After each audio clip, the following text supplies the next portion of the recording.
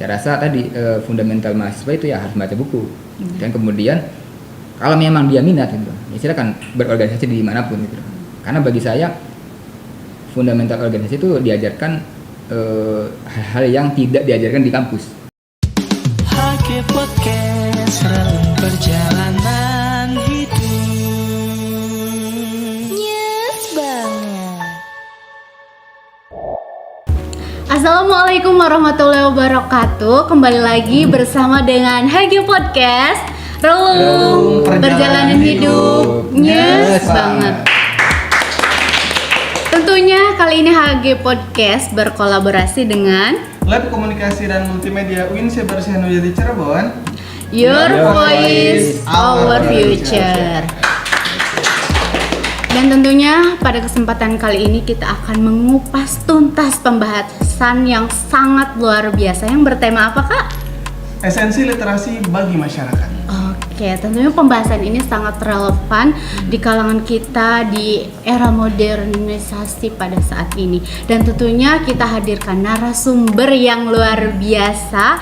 Beliau merupakan founder dari komunitas baca. Kita langsung sambut saja dengan Kak Charman. Halo, Kak. Oke. Siap. Sebelumnya nih Kak, aku mau tanya perjalanan dari Indramayu ke sini gimana nih, macet enggak nih Indramayu nih? Oh iya, sebelumnya saya ucapkan Assalamualaikum warahmatullahi wabarakatuh. Waalaikumsalam warahmatullahi wabarakatuh. Terima kasih sudah menerima saya dengan baik. Salam buat Ibu Herni ya. Oh iya, tadi terkait perjalanan ya. Jadi memang tadi sempat hujan, Mbak Kang. Jadi tadi juga di Pantura itu macet, ada perbaikan jalan juga. Jadi memang ya tapi seru sih, sambil jajanan gitu. Gitu sih perjalanan dari Indramayu ke sini. Gitu, Mbak. Siap. Karena biasanya Indramayu itu panas ya. Ya, betul. Gitu kan, karena aku juga orang Pantura juga, Iya. itu gimana berkeloknya jalan. Tapi di sini kita akan mengademkan pikiran dan juga hati bersama Betul. dengan HG Podcast ya, Kang. Betul. Tentunya pembahasan kali ini kita tentang esensi dari literasi bagi masyarakat gitu, Kang. Esensi itu menyangkut dengan nyawa gitu. Betul, Intinya betul. nyawa literasi bagi masyarakat menurut Kang Charman sendiri itu seperti apa nih, Kang? Siap. Baik ya, jadi memang menarik ya pembahasan kita Iya. hari ini tuh. Jadi sederhananya begini, Iya. menurut hemat saya berbicara esensi literasi ya, terutama terkhusus di masyarakat begitu. Memang ini apa ya, berbicara literasi kan berbicara bagaimana kita tuh mengelola informasi ataupun mengelola kecakapan gitu dalam mencapai kehidupan gitu kan. Jadi sehingga bagaimana kita ya berbicara literasi bukan hanya berbicara tulis dan membaca saja. Saya rasa begitu ya. Tapi lebih luas daripada itu, sehingga implementasi terhadap literasi bagi masyarakat bagi saya lebih luas. Yang mungkin sebagai gambaran sebagai kehidupan gitu ya. Ketika bagaimana masyarakat itu terkhusus ya, bagaimana mengetahui cara bertani ataupun berladang gitu. Bagi saya itu berliterasi gitu, mengetahui. Ya mungkin kalau saya klasifikasikan itu terbagi menjadi apa ya, beberapa aspek gitu.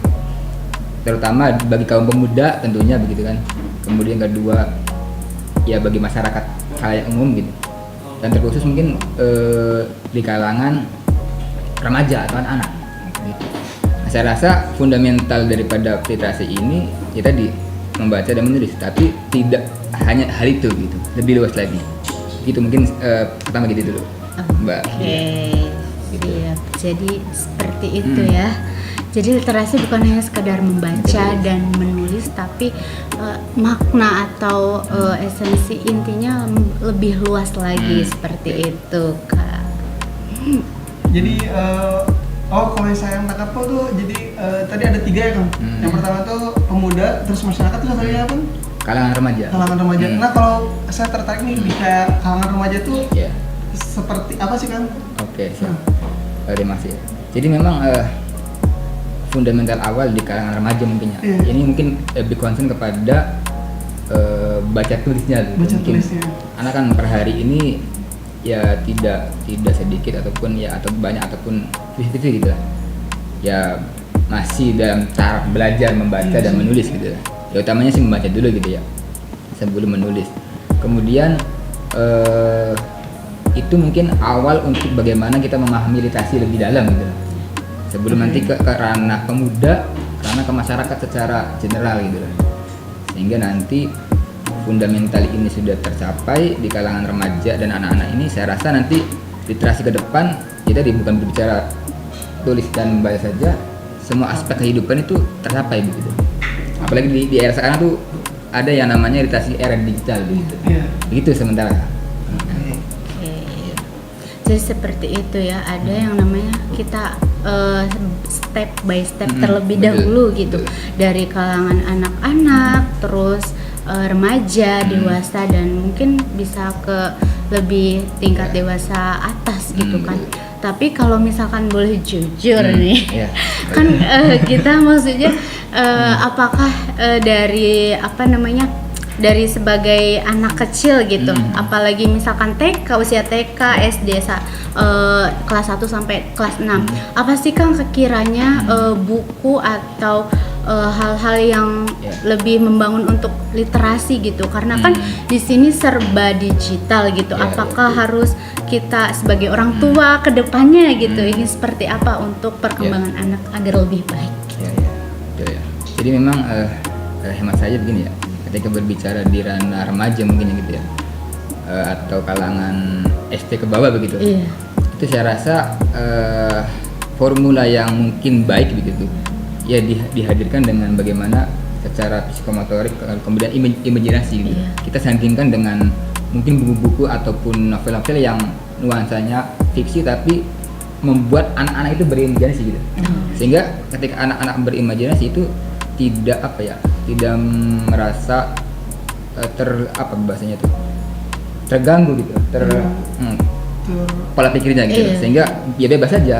Yang penting dalam taraf norma yang baik gitu ya, sehingga itu mampu menstimulus ke depan pasca remaja ini ya anak-anak setidaknya bisa membaca lebih dalam gitu. Saya rasa itu perlu imajinasi ya, penangkatan imajinasi dan motorik juga ya. Mungkin seringlah ketika di forum-forum literasi kayak di saya di Bang Uda itu mungkin kadang mengadakan event ataupun kegiatan yang berbasis gerak gitu. Selain kita menyandingkan bacaan yang bermuat imajinasi, supaya motorik juga gerak, kemudian otak juga jalan. Begitu kurang lebih ya. Jadi kalau di jadi kayak di misalnya kelas 1 sampai kelas 6 tuh lebih kayak ada geraknya, ada literasinya gitu. Kalau di yang kayak kita nih, mahasiswa nih, sarannya gimana sih Kang? Esensi yang harus didapetin gitu dari literasi gitu. Iya betul ya. Mahasiswa atau dewasa lah gitu. Ya memang menarik sih bab itu ya. Tapi ini ya sebelum saya di kamera ini kita sharing bersama ya. Oke. Jadi memang saya juga tertarik di ranah-ranah kalangan dewasa ataupun kalangan mahasiswa gitu ya. Saya rasa fundamental mahasiswa ini kan sebagaimana agent of change gitu katanya, agent of control. Sehingga itu ketika terjun di masyarakat itu sebagai representasi bahwasanya mahasiswa ini ya bahasanya ya harus terjun ke masyarakat di semua aspek bahkan ya. Ya mungkin kalau memang kayak saya begitu ya, saya tertarik di ranah literasi sehingga saya terketuk gitu hatinya, sehingga untuk pemahaman terjun ke masyarakat ya saya juga mahasiswa gitu ya, salah satu perguruan tinggi swasta di Indramayu.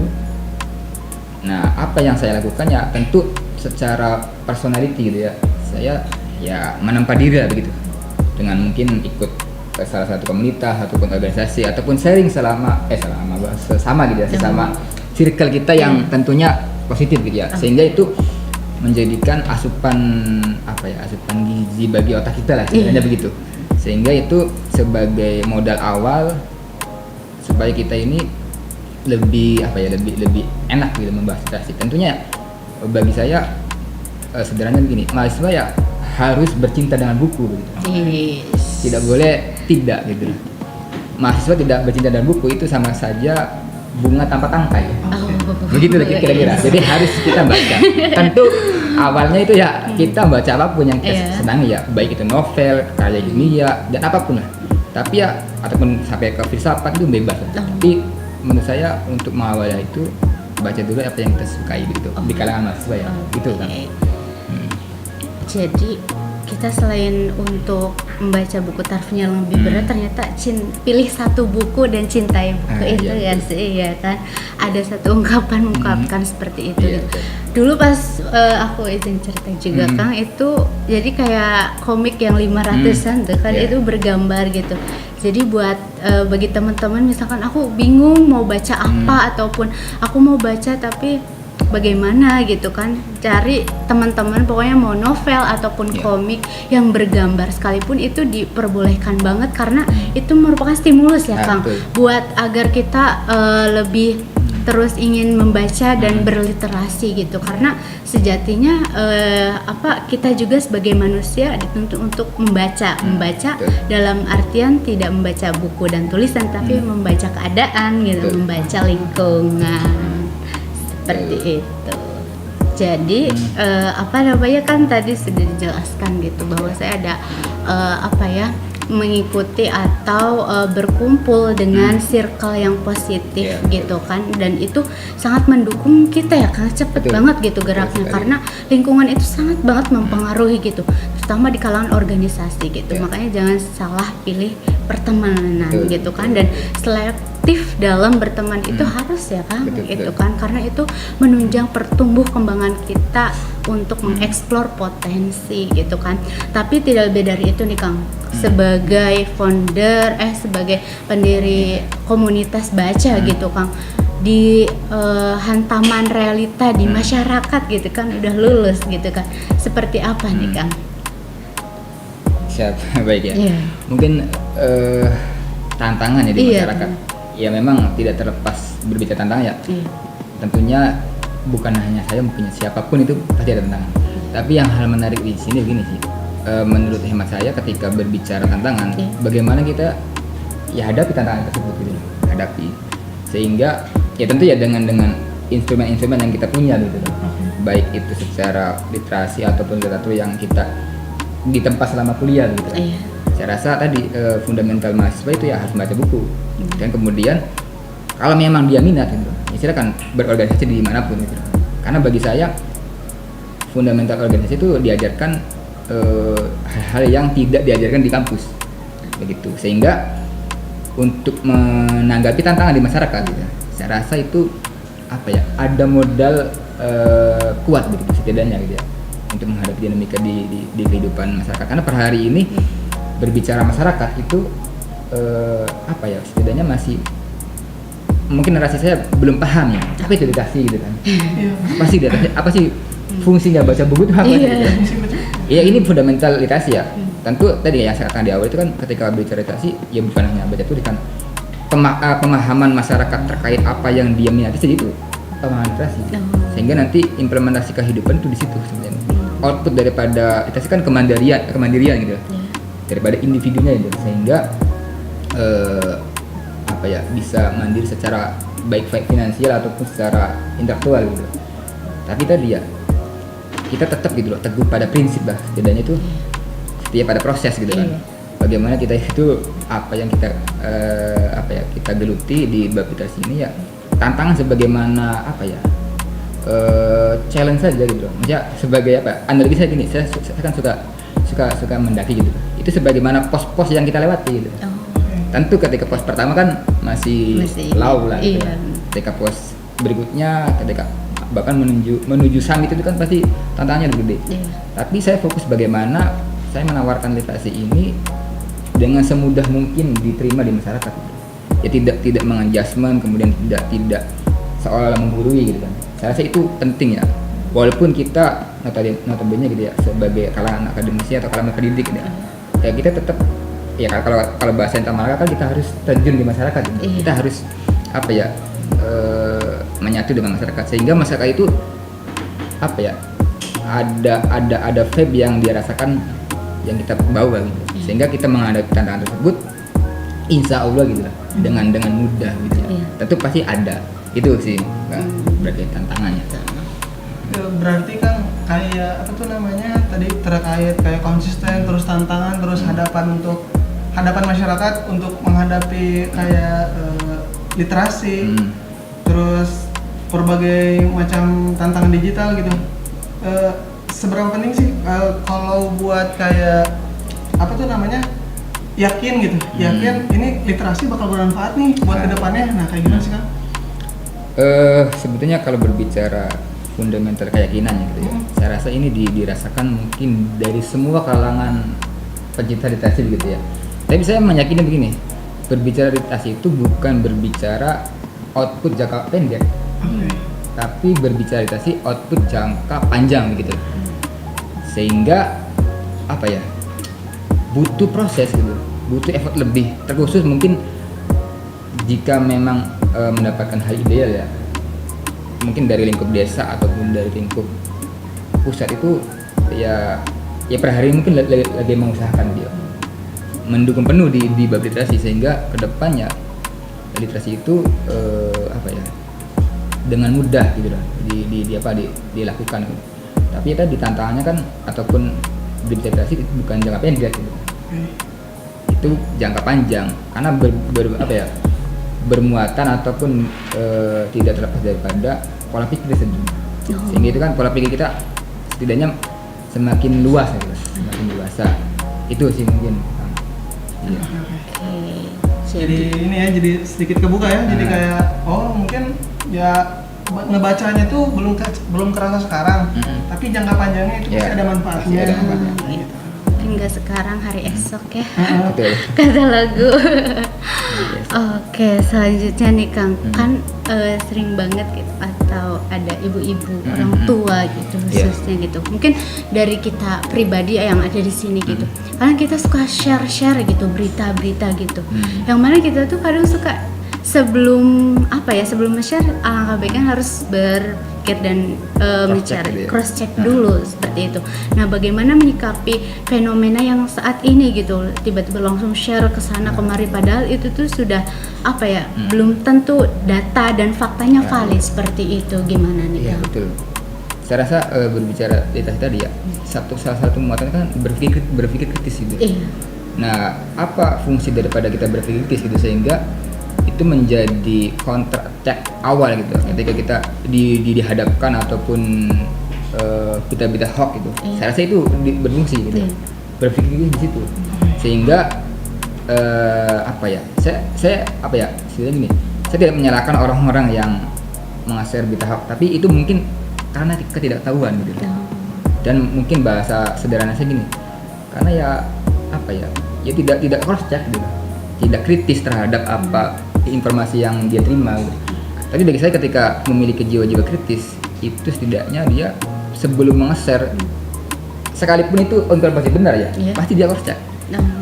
Nalar kritis dia tuh maksudnya jalan, sehingga itu meminimalisir hal-hal yang berbicara berita hoax gitu, sehingga tidak tersebar di masyarakat. Walaupun per hari ini banyak ya berita hoax gitu loh. Itu sih Mbak, saya rasa harus memiliki nalar kritis ya, begitu. Jadi pentingnya itu berpikir kritis ya Kang. Iya. Jadi kalau belum tahu faktanya ya cross check dulu gitu, Iya, buat betul. ibu-ibu, buat orang tua gitu, teman-teman Buat semua. siapapun lah gitu.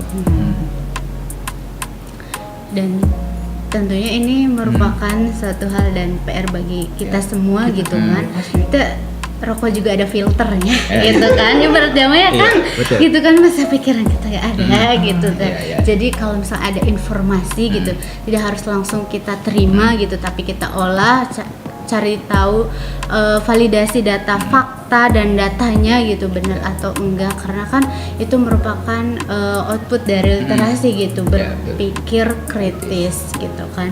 Dan kalau misalkan nih Kang, untuk mendirikan komunitas sendiri gitu, kan aku udah bagi teman-teman yang suka baca atau sendiri gitu, coba deh kalian gabung di komunitas. Apakah nama komunitasnya? Kalau saya komunitas Saung Baca, Nah, saya rasa. Komunitas Saung Baca Aksarasa. Nah, bagi teman-teman yang introvert nih, yang suka baca, tapi kalian ingin berbagai banyak teman yang sefrekuensi dengan kalian bisa boleh join di komunitas ini gitu kan. Dan untuk komunitas ini tentunya udah berjalan selama berapa tahun nih Kang kira-kira? Kalau berbicara secara tahun gitu ya. Iya. Itu saya dirikan itu tahun 2021. Wah, tahun 2021. Tapi secara apa ya?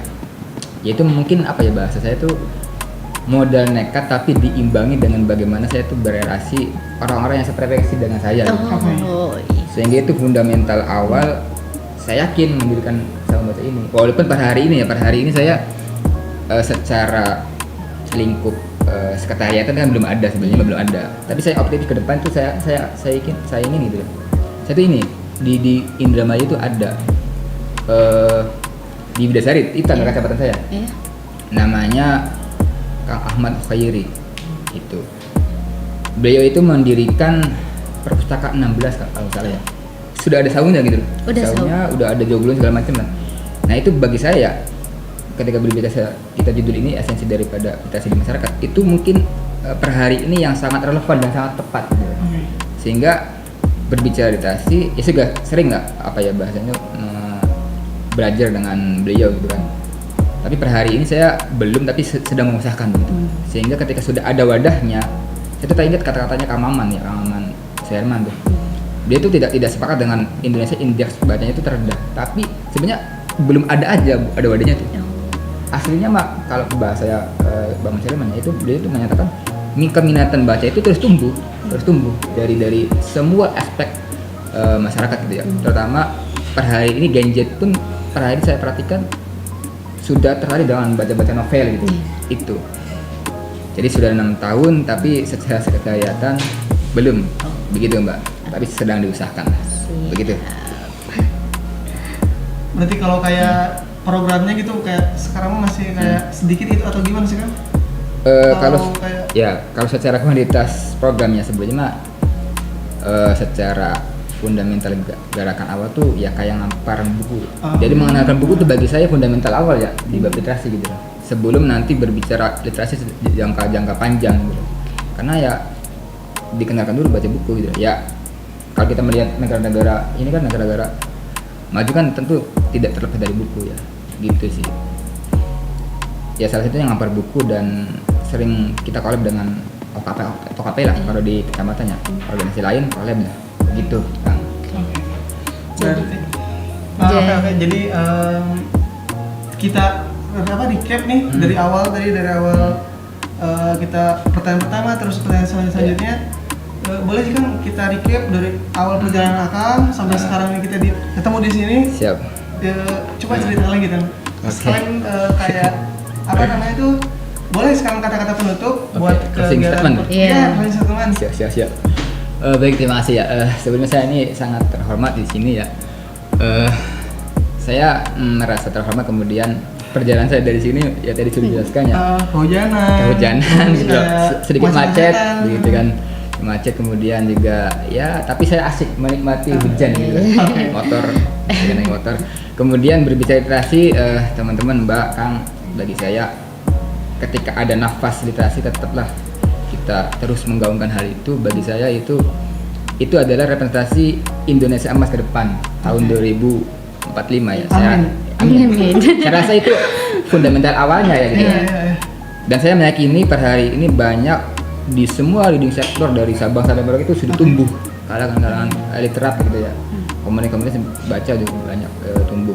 Kemudian tadi ya berbicara literasi tentunya berbicara semua aspek kehidupan bagaimana untuk menjadi kemandirian, kemudian juga fundamentalnya itu saya ingat kata-katanya ini, kata-katanya Marcus Aurelius. Beliau mengatakan begini, untuk mencapai kebahagiaan itu tergantung bagaimana kita pola pikir. Jadi tetap kebaikan berbicara kan berbicara apa yang kita inginkan gitu. Tentu ya ketika kita ingin sesuatu ya pola pikir kita tuh diatur.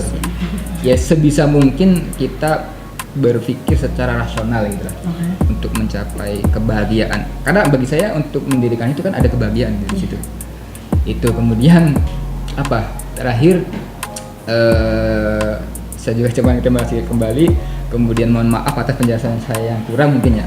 Kemudian tetap berjuang untuk literasi Indonesia, kemudian tetap menjadi garda terdepan lah di literasi Indonesia. Demikian Kang. Oke, terima kasih banyak Kang telah datang ke kita nih. Makasih banyak banget. Terus kalau ada salah kata dari Siap. kita mohon maaf. Maaf juga. Jadi akhir kata, wassalamualaikum warahmatullahi wabarakatuh. Waalaikumsalam. HG Podcast relung perjalanan